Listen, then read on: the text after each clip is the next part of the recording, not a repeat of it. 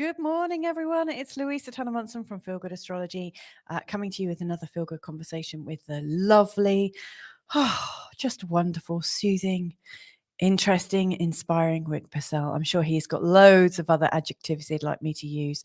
Let's find out, shall we? Let's welcome him on. Hey, Rick, how are you today? What adjectives would you like me to use? I'm gobsmacked. Just as well I don't know what an adjective is. Yeah, actually, I don't either. It's been a long time since I did English study.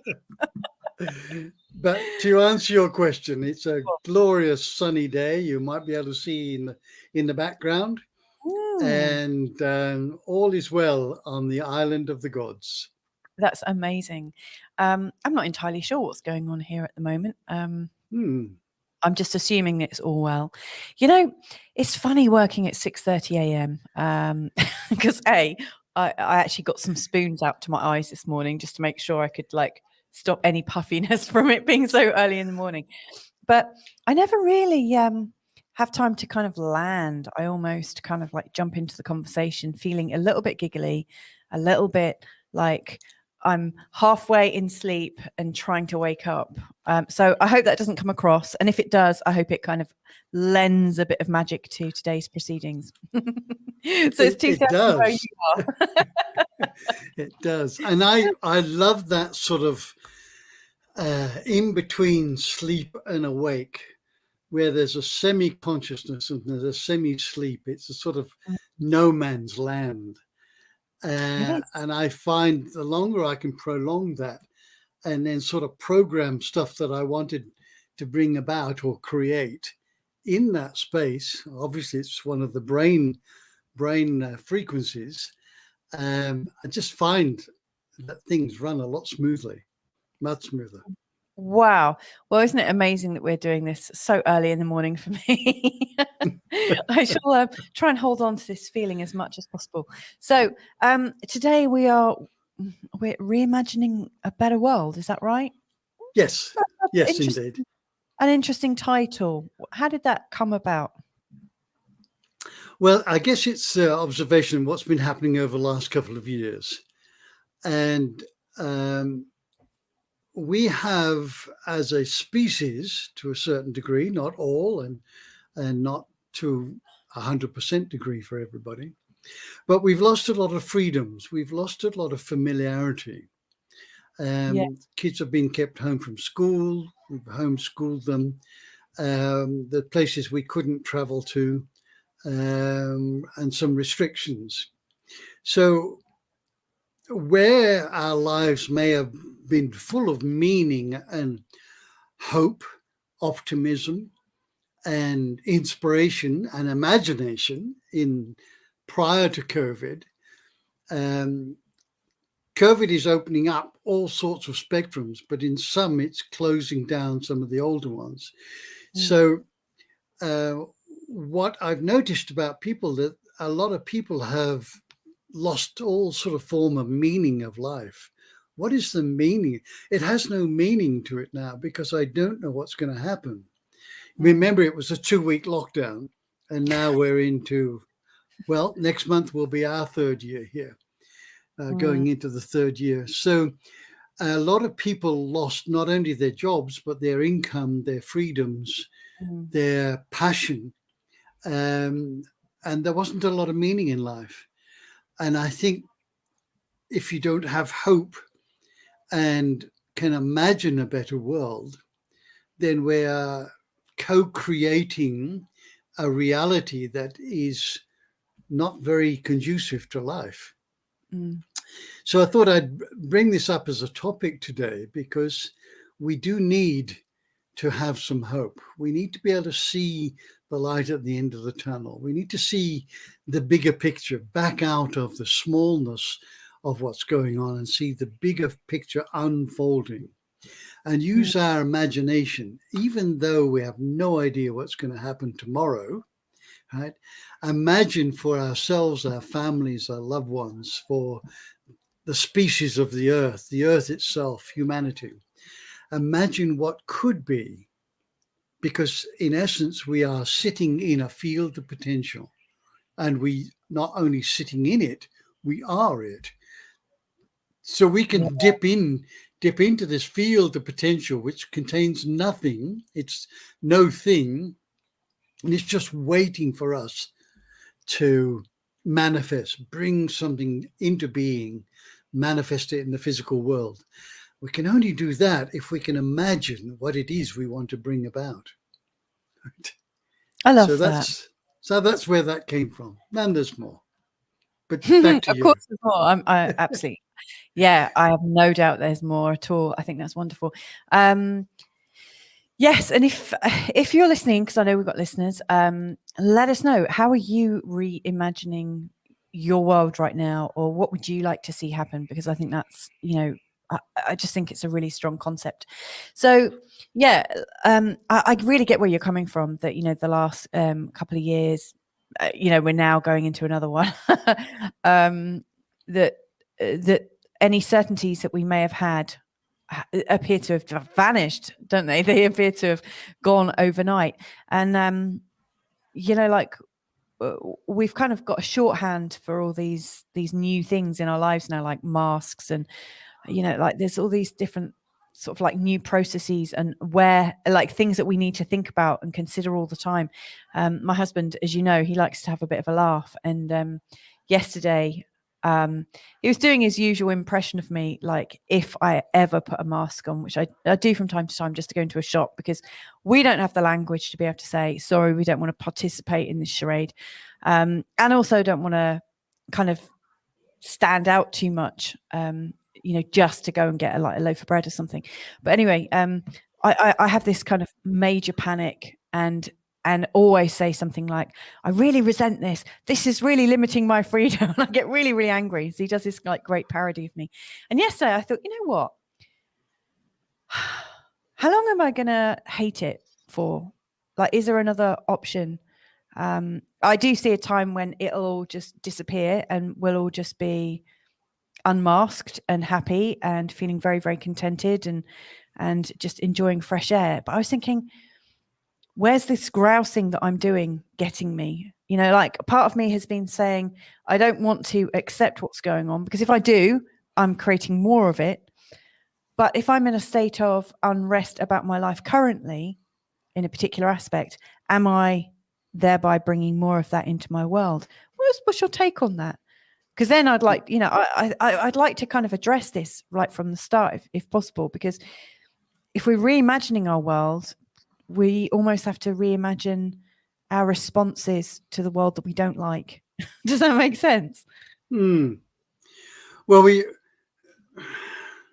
looking at the yin-yang symbol and the duality, both of these things occupy the same space simultaneously. Yeah. When we arrive at a point in our lives when we decide, I don't want this book, this movie, this meal, this relationship, this job, this place, then it begets the question, what do I want?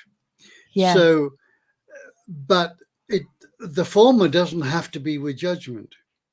It's just, we've made a choice. We came here to experience life and the life of duality.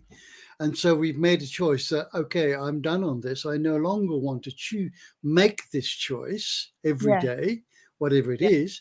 And so therefore, the sovereign within me, the imaginative one inside me says, okay, well, what do I want? Right? And then go and create that. A better relationship, a better job, whatever it is. So it's an ongoing co-creative process.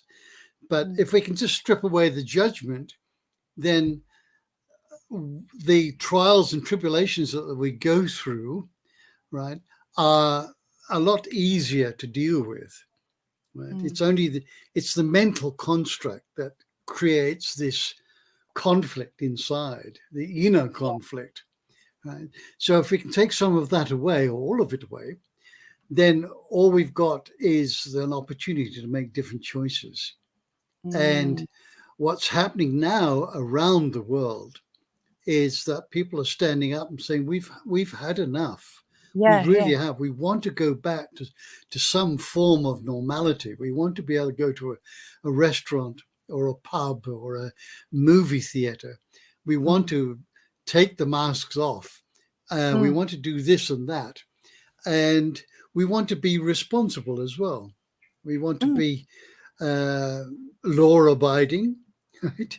We will abide by the law, but at the same time, I think it was said sometime, if the law is destructive towards human freedoms and things like that, then you have a right to stand up against it and speak out about it. Civil disobedience is completely okay, isn't it? If the obedience is actually a punishment or is not serving humanity, for sure. Yes, yeah. So unfortunately, and I'm not anti-education, I'm very pro-learning, but our education system has done a wonderful job of educating the left hemisphere of the brain, which is linear, logical, analytical. It wants conclusive scientific evidence about everything. Whereas the right hemisphere sees the holistic picture and is artistic, creative, imaginative, entrepreneurship, you name it. All the pioneering activities originate in the right hemisphere. Yeah. So what we need to do is a more balanced education of educating the left and the right hemisphere. Taking kids out to farms. I remember I lived in Singapore for 7.5 years. And there was a display at one of the big shopping centers where some Aussies had brought some sheep and some hay bales, and they'd set up this little circle there and invited the kids to come in and feed the lambs with bottles of milk.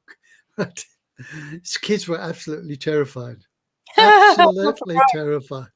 Our kids jumped over the bales and straight into it. But most of the kids were absolutely terrified. And, there's a disconnect. There's a disconnect between going down to the supermarket and buying lamb chops and having them for dinner and actually feeding a real lamb. Yeah. So we need to, again, from last week, we need to emulate nature. We need to get into nature and assimilate nature and see just how creative nature is with its vines and its water and its soil and the breezes through the bamboo leaves, all of that activity that's going on. And imagine ourselves immersed in that, even if we can't go out physically to those locations. We can sit and imagine what it's like to, have our feet in a beautiful mountain pond and hiking down a lovely trail. I always like to imagine myself in one of those hot mountain spas with those red bottomed Arctic monkeys. I think they're from Japan or something. You see these like old monkey dudes with like icicles on their fur, sat in a hot spring. Yeah, that's the kind of I'd like to be in a hot spring. I love the fact that you're bringing it back to the children and the idea of our education, and that everything is very kind of linear in thought. I agree. Like, if we're going to reimagine the world, there's almost like this assumption that it's the grown-ups that do all that stuff, and actually it's much better placed in the hands of children who are actually really open-minded in the way they're thinking. Before we go on, I just wanted to share a couple of comments. We've got Moaz, who's joining us from New York, saying, "Oh wow, 2 shows in 12 hours." Sorry, I was doing a show last night with a good friend called Jay.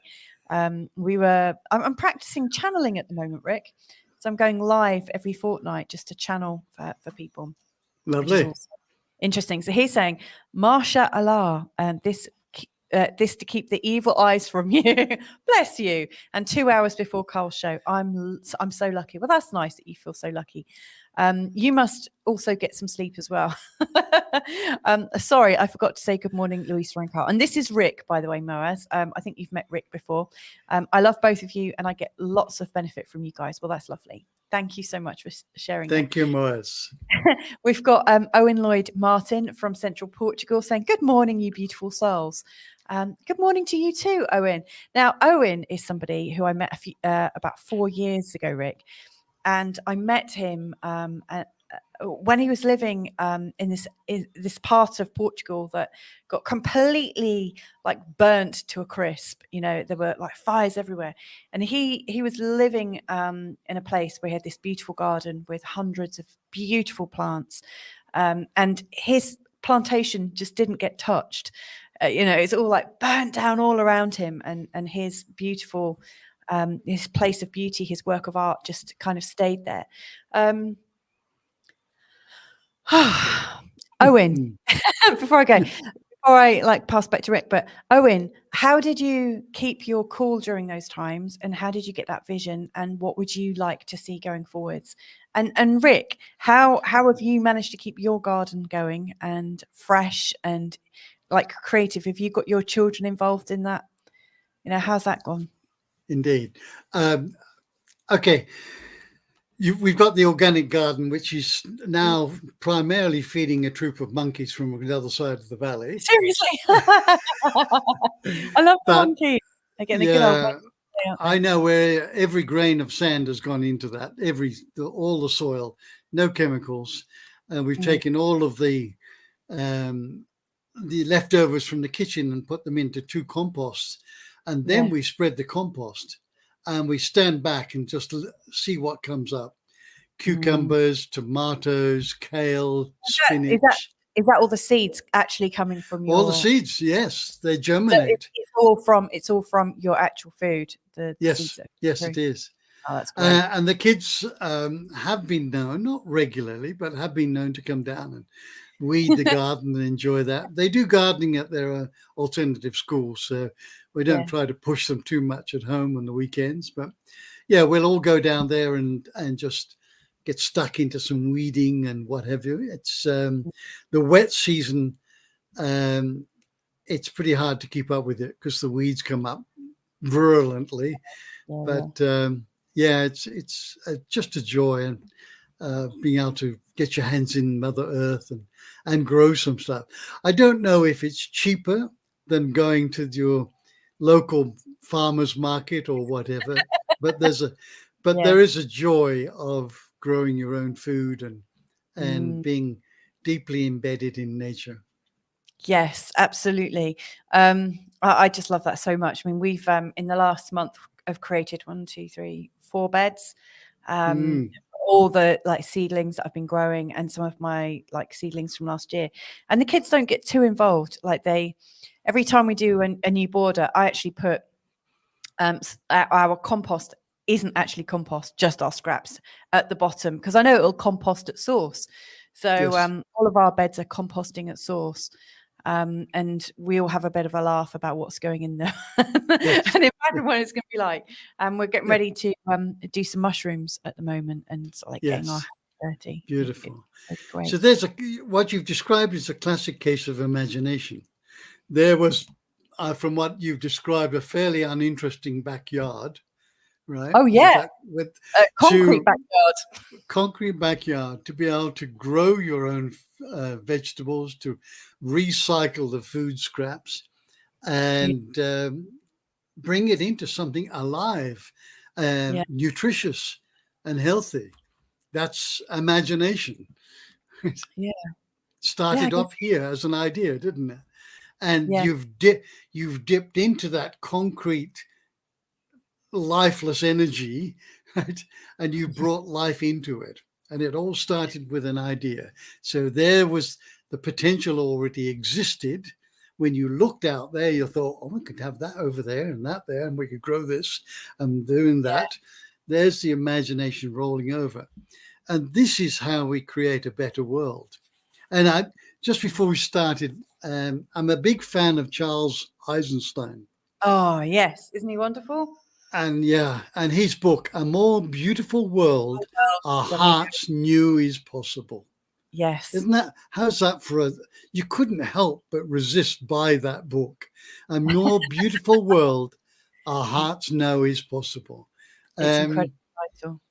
And that's the imaginative process. Our heart, be guided by our heart, and our heart will transmute that love, that compassion, that understanding into an idea. What could I do to transform that concrete patch out the back? Yeah. And then bring it into being. And just for the pure joy of it. Because when we said the monkeys across the valley have got binoculars, they, I think they're going out. We'll head over there for lunch today. So I have to remind myself that they were here a long time before we were. Yeah. And that it's the joy of growing stuff. Yes, it would be nice to have more on the table, but the real joy is the journey, not necessarily the end of the journey. So. Yes, I really hear you on that, actually.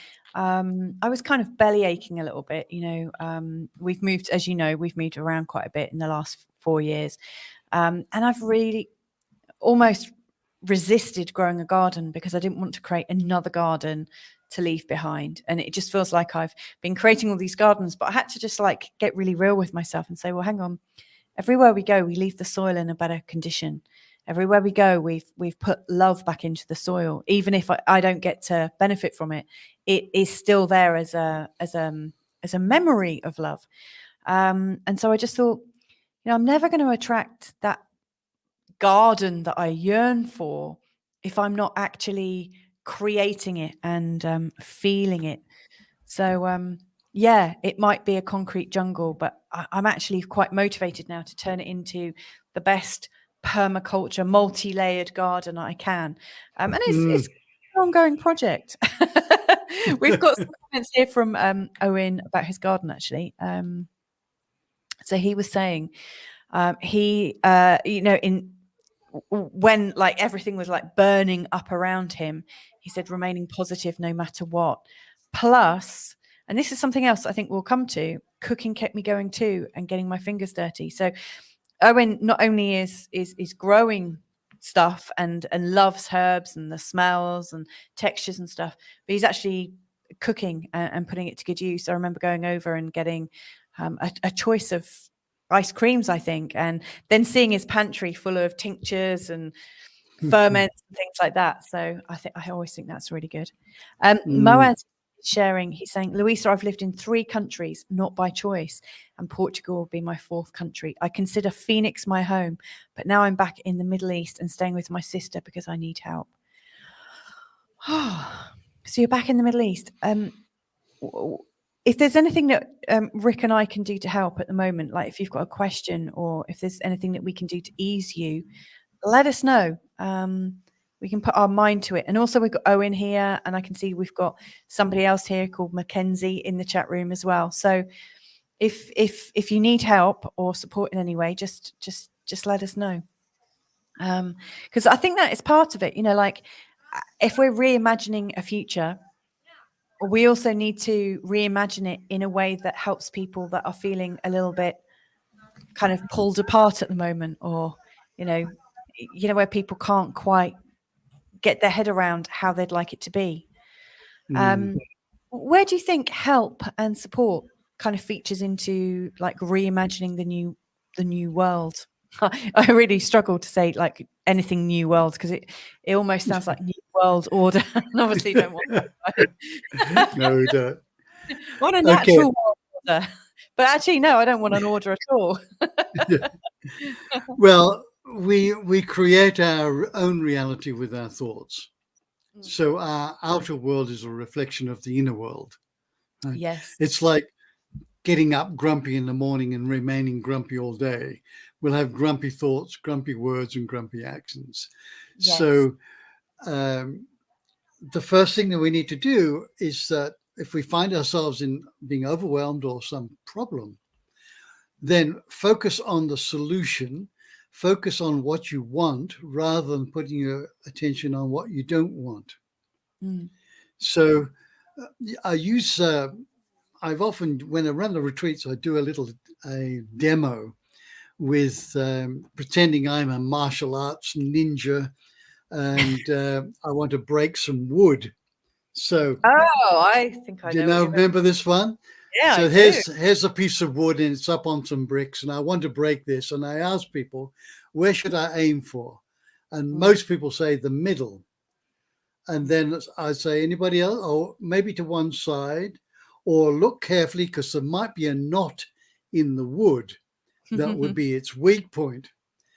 And what it finishes up is I'm aiming for the space below.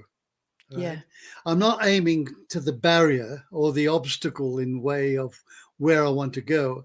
I'm aiming for where I want to go. So Moaz, put your attention on what you want. You need some help.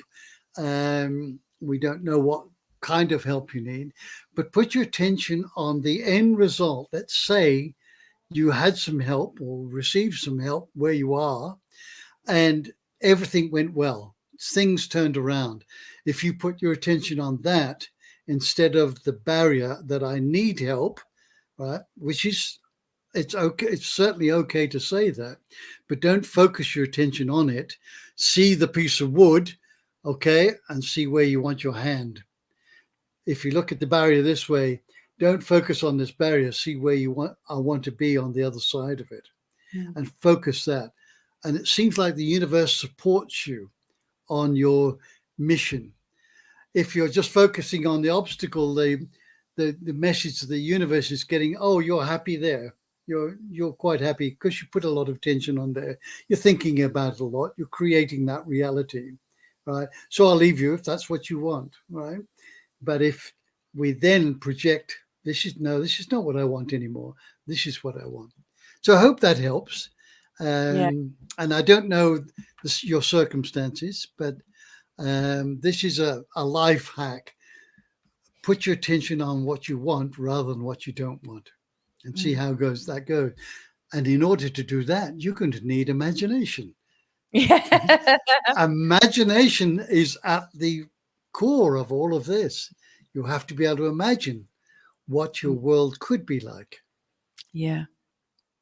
Yes, I think that's amazing, amazing advice. And you're right, it is all about our imagination and our willingness to dive into the imagination, because like going back to my concrete jungle and the sort of like feeling of dissatisfaction, when I look at it, I think this really doesn't match, my outer, like really where I'm going. And I imagine that I should be somewhere else. And in that feeling of discontent, I'm always putting my future house away from me. It's I'm never actually there. And so at some level, I almost feel like I'm not having to, but choosing to. It feels like I'm choosing to completely accept where I am as this is my home, and I can feel at home right here, right now, so that in my future, I'm just going to create more and more homes where I feel at home right here, right now. And one of my reluctances about sort of feeling really excited about where I was, well, if I do that, I'm just going to create more of what I don't want. Does that make sense? Yes. Like if you completely accept your circumstances, and kind of feel at peace where you are, how does that kind of stretch you? So it's almost like, it's almost like you were talking about like the Tai Chi aspect of like, where do you put your focus on, in breaking that wood. I almost feel like we have these mental binds that we need to get through ourselves.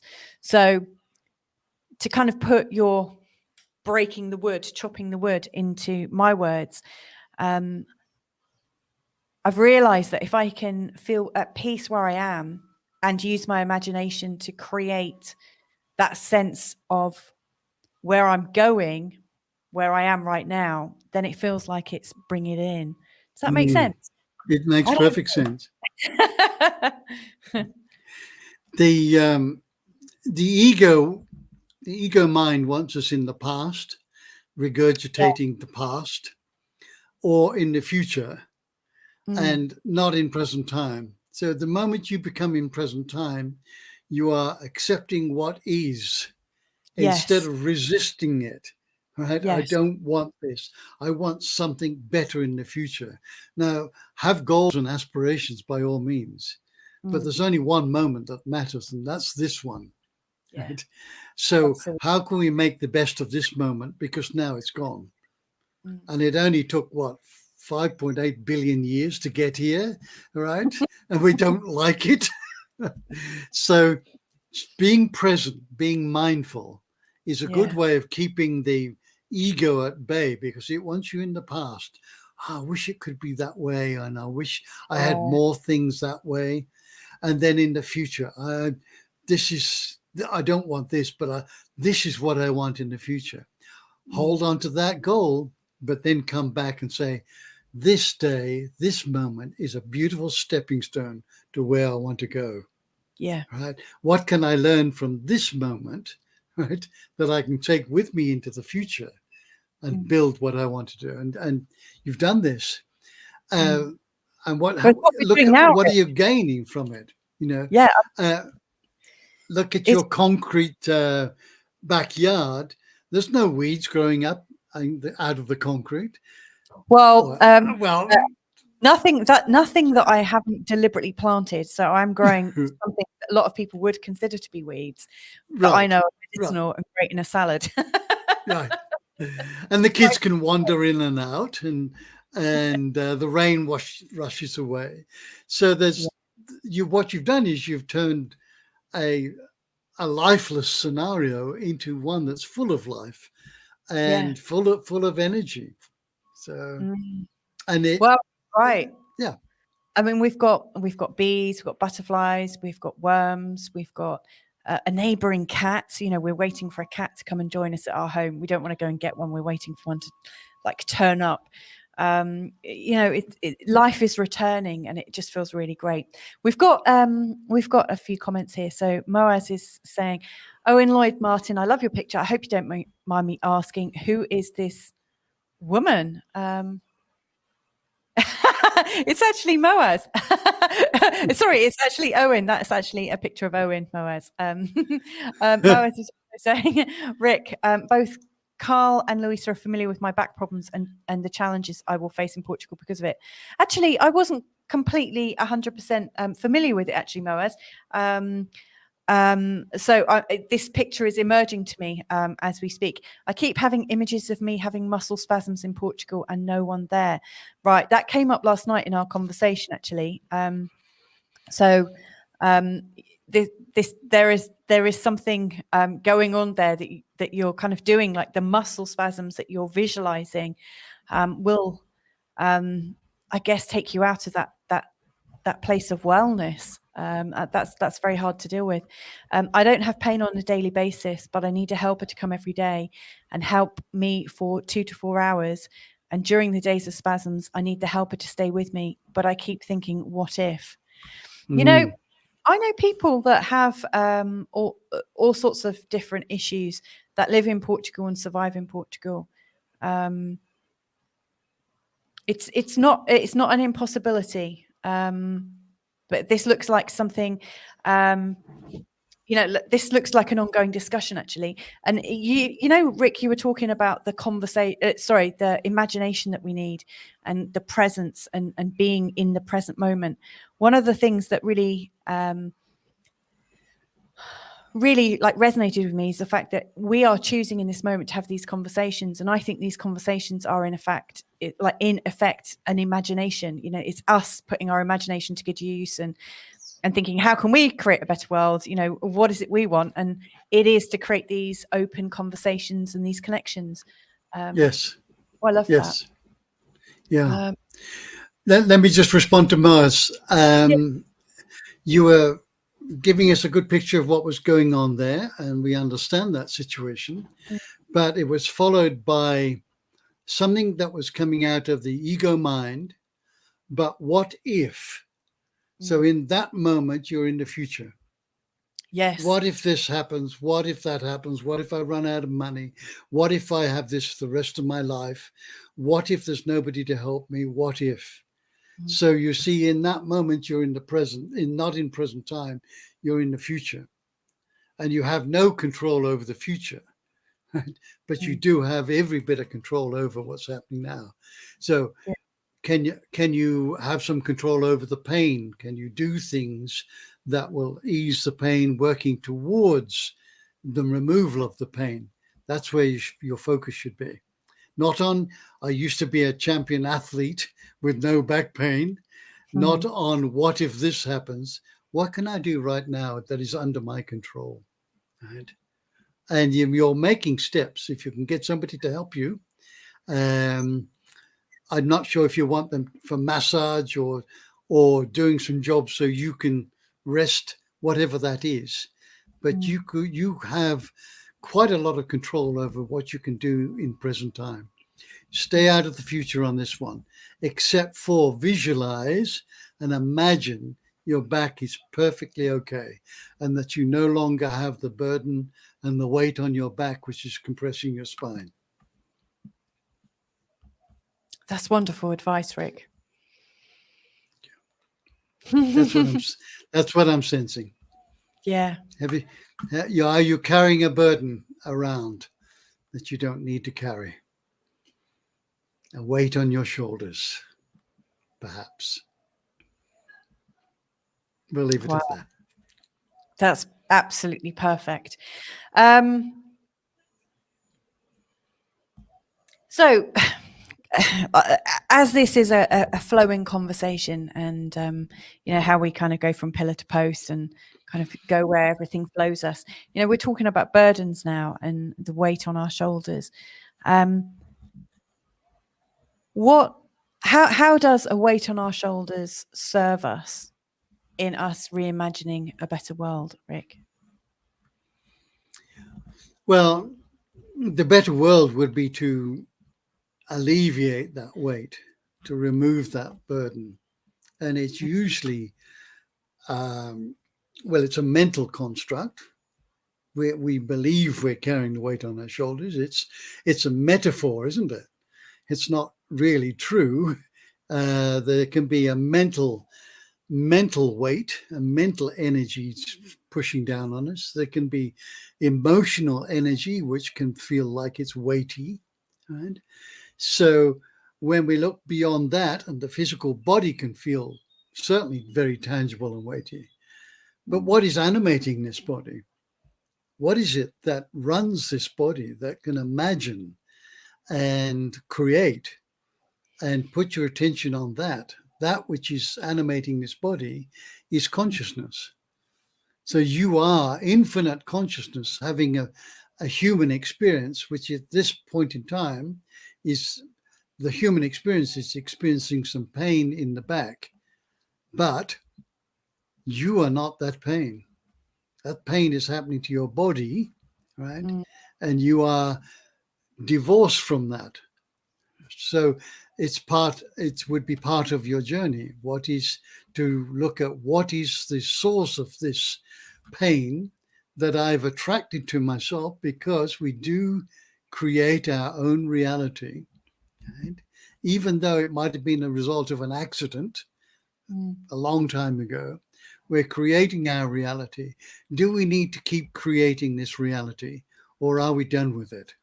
And what can I do to alleviate this pain so that I can get on with other things? It's rather like, there may be a spiritual reason, or there is a spiritual reason behind all sicknesses, illnesses, accidents. There's a reason it's happened. And we've created that, whether we are conscious or not. And if we can tap into that, then we can speed up the healing process. But at the same time, if I fall down and break my arm, the first thing I'm going to do is go to the doctor and get it set. I'm not going to sit in meditation, chanting Om for 4 days, trying to figure out why I had an accident. Right? I'm going to fix the arm first. And then in contemplation, I think, spending way too much time on the keyboard, way too much time in front of the computer, writing and at the expense of other things in my life, and the broken arm slowed me down, which is the message of which I was ignoring. So there is a spiritual reason behind what's happening to you, and try to do what you can to resolve the pain and discomfort, and then take a look at what could be causing this, what could be the spiritual reason behind that. But all the time recognizing that you are that spiritual being, you are that consciousness, and there's no end to that. It's infinite. Put your attention on that. That's actually what does the healing. Yes, and in fact, you've got some response here. That's great advice. And yes, I agree. There's definitely a spiritual reason. It's funny. I interviewed about 9 months ago a guy who's a walk-in. So he clearly knows when, like, the spirit that he is walked into a body. Like the person whose body he's in, like his new identity, the previous soul, like they had an agreement, and when he was going through some kind of bypass, like the new soul came in, the old one departed, and it was all like a good old handover. But he's very much in the knowledge of how to heal himself. Has no problems with that. But he very clearly said, why would I, just like you, why would I want to sit and go on for 4 days when I can actually get my arm set? Yes.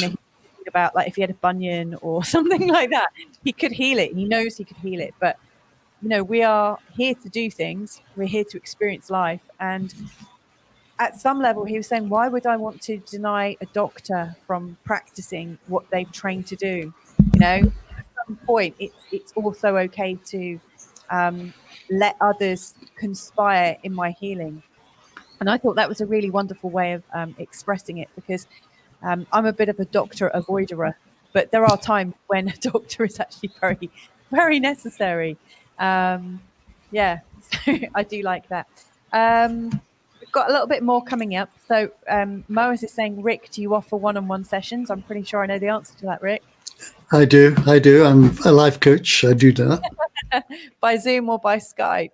I tell you what, Moaz, how would you like Moaz to reach you, Rick? If you just by my email, info@rickpursell.com. And I can do Zoom as well there, Moaz. You're in Portugal, I'm assuming. It sounds like he's in the Middle East at the moment. With his Middle East, sorry. Right. Yeah. Okay, just tell me your location in the Middle East, and we'll fix the time difference, and we can set up an appointment. So info@rickpursell.com, RICK Pursell, PURSELL.com. Fantastic. Thank you so much for that, Rick. Very glad to help. Yeah, and I mean, that's bringing our conversation around in another way of manifesting. So, we're talking about reimagining a better world. One of the ways we can do that is through partnership, is through coaching, is through working together. Us deciding where we want to be and seeking the right help or the right support to do that with. So I think that's also very valid. We don't have to do it all on our own. Exactly. Someone asked a question last night.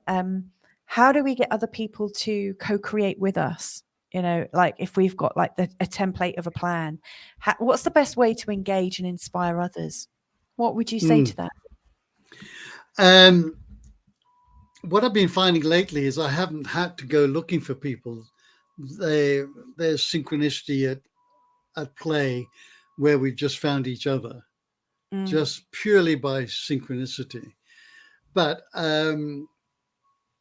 finding the right people is first of all putting out the energy of collaboration and cooperation, not competition, which is the old way. So just imagine who you would like to collaborate with. What sort of caliber, what sort of quality of people would you like to draw into your realm of activities to be able to co-create with and cooperate with? So just put that there. That's the imaginative process. Now remember that every thought that you have goes into the collective human mind. Every thought. So when you put a thought out there, it's like a ripple. I guess the best way is you're dropping a pebble, this thought, this idea that you would like to collaborate with certain type of people, right? And the ripples will go out, touch those people, go past the ones that have no interest. There's no resonance, there's no vibrational frequency involved. But those that it does touch to, they will find you. So that's all that we do here. I don't advertise. I'm not on social media, right? We just put out this pebble of help, right? And people find us. So it's emulating nature, replicating nature in one pebble, one seed dropping out of a tree into a pond will set out that ripple. Yes, and it's interesting, isn't it? You're saying like just one seed. That one seed could be picked up by a bird and flown right across the world, or maybe not across the world, but to another part of a habitat. Good seeds can travel far. Coconuts do. Coconuts fall off the trees by the water and travel across oceans. They float off. That's incredible, isn't it? Yeah. Yes. What potentials and possibilities do you think we've not fully explored in terms of imagining a better world for ourselves? What do you think we're still, as a collective, where are we falling short? The right hemisphere is the source of our imagination. So creating a scenario, it's almost like a meditative state or a contemplative state. It's a very natural state. It can be in nature, where we get these snippets of inspiration and ideas from.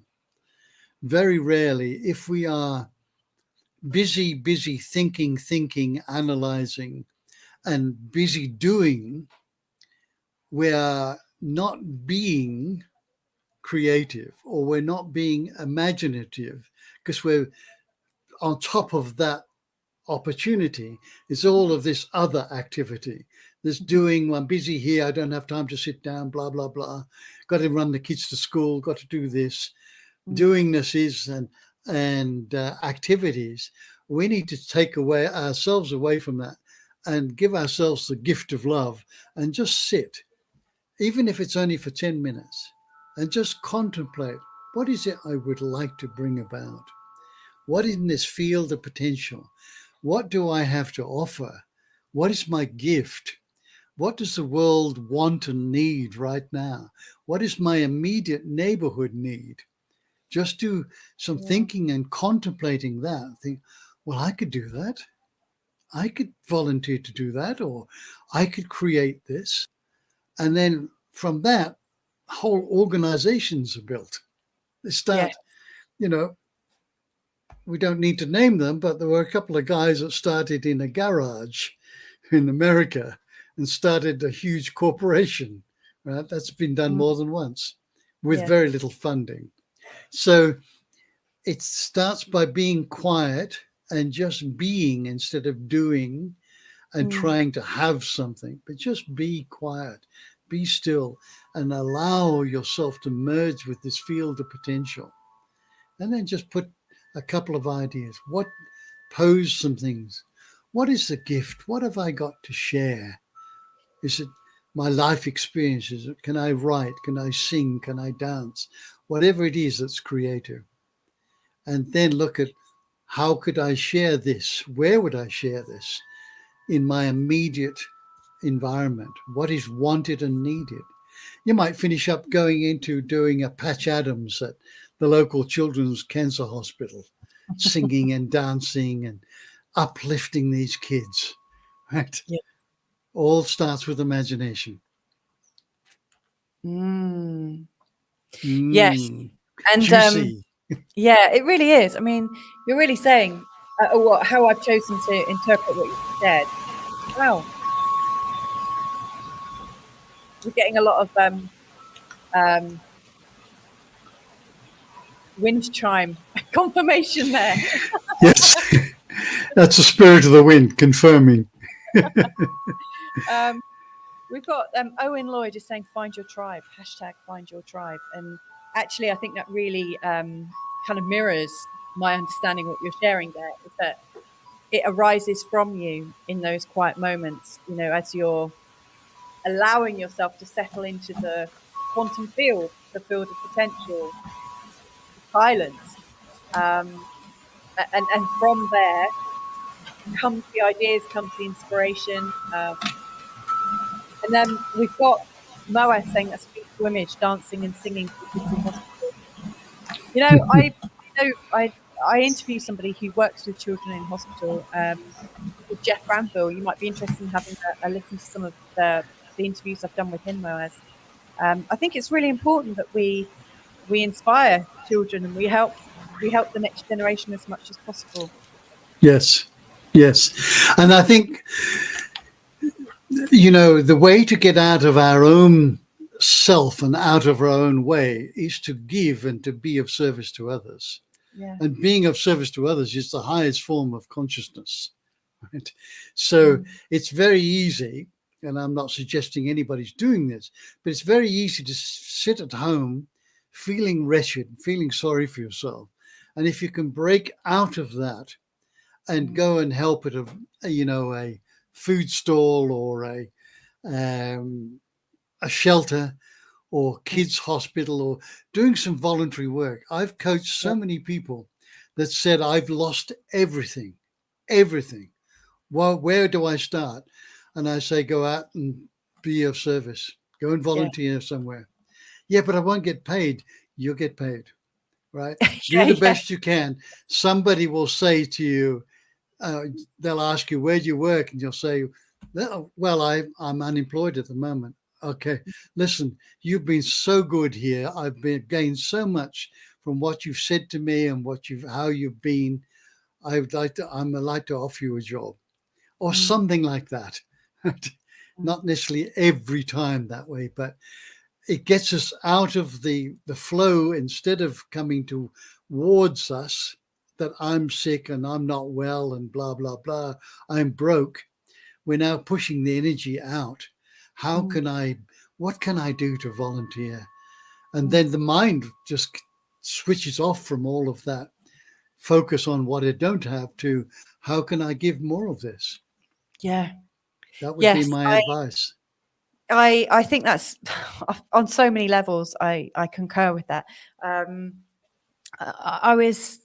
I've one of my children at the moment, it gets a bit melodramatic around bedtime and starts catastrophizing, and like we're trained in Western world, to kind of treat them mean and keep them keen, or to kind of withhold love, so that people aren't as clingy. We're encouraged to kind of detach from our children, and actually, when any of my children are feeling compromised, they're feeling disconnected from themselves, my urge is actually, or sometimes it's actually, look, I'm really tired, I just need a break. But I always know that when I give of myself even more with them, and like give them almost more of me than they can handle, more attention, more love, more listening, more time for them, something opens up. And I don't know if it's trusting them or brilliant. Trust in them, or all of a sudden they start trusting in life again. But all of a sudden, the situation unfolds. And in my own work, where I give of my time, that's when all of my big leaps forwards occur. I think being of service is the most wonderful thing you can do. And I used to sit on my bum and moan about my life. In fact, I was doing that up until I met you. And it was when I met you 10 years ago that my life really turned around. So thank you so much for Thank you. Because look what you're doing now. You're on the cusp of doing channeling to help people, and everything you do with your kids and supporting Carl and looking after yourself. There is a little proviso about giving. We need to take the time to top ourselves up as well. Yeah. This is like the oxygen mask dropping down in the event of lack of cabin pressure. We need to take the oxygen first, otherwise we won't be able to help other people. So Yes. there has to be a balance. I'm going to give myself and volunteer and be of service, but I need enough time to be able to keep my own energy and my own love topped up as well. So. Yes. Yes, I've experienced that as well. I think you know that Carl and I volunteered for a charity, worked for a disability charity for many years, and one of the things we recognised in long-term carers is often that they spend so much time helping others who are, you know, disadvantaged or need this help, that they almost get this undeserving script that they're somehow, it's okay that their life sucks as well. You know, Yes. so rather than everyone rising up, actually everyone kind of gets lower, because you're not actually helping anyone. If you're in a low or depressed or tired out state, you can't really help anyone else. That's right. Exactly. So I've seen that burnout, and I know that definitely happens myself. One of the things, how I see it myself, is if you're helping others almost as a punishment to yourself, then you need to stop. If it's feeling good, then there's something not quite right in the original intention. Would you agree with it? I think one has to look at the intention to make sure that we're not doing this to run away from a problem or circumstance or situation. That can often be the case.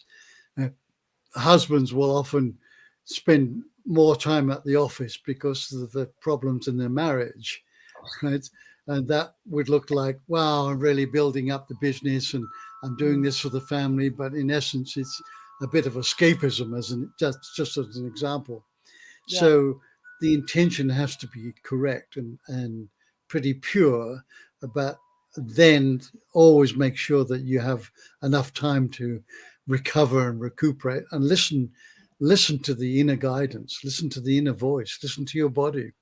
Right? Yeah. I need to rest. The world will still be turning round when I get up tomorrow morning, but I'll feel a lot more refreshed and will be more effective in what I'm doing. So that's fantastic. Well, we're about to wrap it up. We've got some more comments. Owen is saying, thank you for a beautiful start to our day. I have to watch the remainder later today. Bless you both.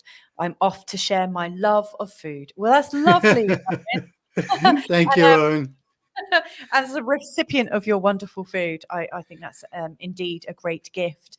Moaz is saying, when I lived in Phoenix, I used to volunteer for Meals on Wheels for people with AIDS and also for the gay helpline. I got so much joy from it. But here being gay is a crime, so I have to be careful. Well, that is very difficult. That is very, very difficult, Moaz.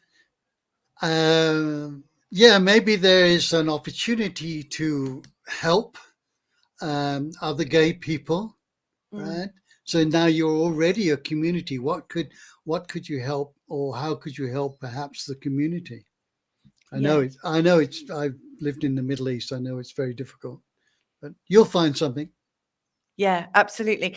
And yes, I did notice that Moa was saying, I'll see you in Good Morning Portugal. That's Carl's show that's coming up in just over an hour's time. And I do actually recommend that. Like, if you are watching and you're wanting to move to Portugal, then please do check out the Good Morning Portugal show on Expats Portugal channel on YouTube. Anyway, Rick, thank you once again for well, connecting and hanging out with me, but also offering your energy out there. I mean, it's really beautiful what you do. I really appreciate you. And thank you for this opportunity to share, and for all that you're doing, and for all your guests and viewers out there. Have a really imaginative day. Imagine a better world. We can create it. Well, it's a wickedy whack full moon today, Rick. It is a full moon at Leo, and Leo is all about the like childlike innocence and curiosity and the drama, and it's multi-sensory. So it's a multi-sensory new moon, full moon. So I think we can definitely go with that. All right. Lots and lots of love to you. Wherever you are in the world, and hopefully we'll catch up with you real soon. Very good. Bye-bye now. Bye.